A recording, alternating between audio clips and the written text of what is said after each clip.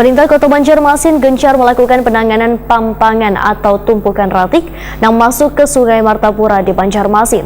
Pampangan yang selawas ini menjadi permasalahan bersama instansi terkait, sangat merusak keindahan sungai.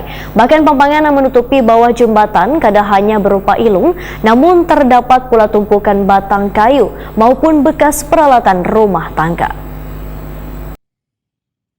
Pemerintah Kota Banjarmasin gencar melakukan penanganan pampangan atau tumpukan ratik yang masuk ke Sungai Martapura di Banjarmasin. Pampangan yang selawas ini menjadi permasalahan bersama instansi terkait, sangat merusak keindahan sungai. Kepala Dinas Pekerjaan Umum dan Penataan Ruang Banjarmasin Suri Sudarmadia, Wetakuni Prima TV tengah hari Kamis 30 Maret 2023 memedahkan dinasnya terus melakukan penanganan terhadap pampangan tersebut, yaitu dengan menurunkan kapal sapu-sapu untuk membersihkan pampangan yang biasanya terjadi di sejumlah bawah jembatan di Banjarmasin. Salah satunya sering terjadi di kawasan bawah jembatan Pasar Lama hingga menutup arus transportasi sungai.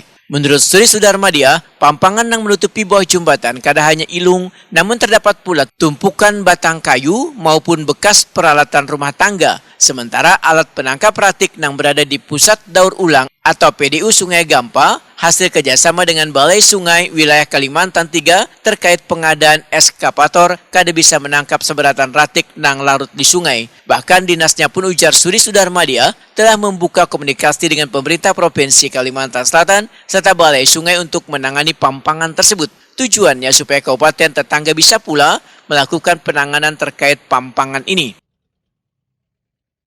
Kalau terkait gulma sampah, ya kita ini kota Banjarmasin sebagai kota yang ini memang sebagai kota yang pasti lalu lah, itu semua pasti akan lalu tempat kita.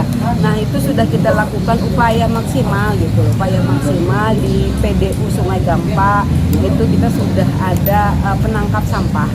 Di situ juga sudah kita optimalkan satu ekskavator ya, peminjaman dari Balai Wilayah Sungai Kalimantan III, dan juga kemarin juga sudah kita coba tangkap dengan menambah apung silinder apung agar sampah terkumpul di sana dan bisa diangkat ke daratan di PDU.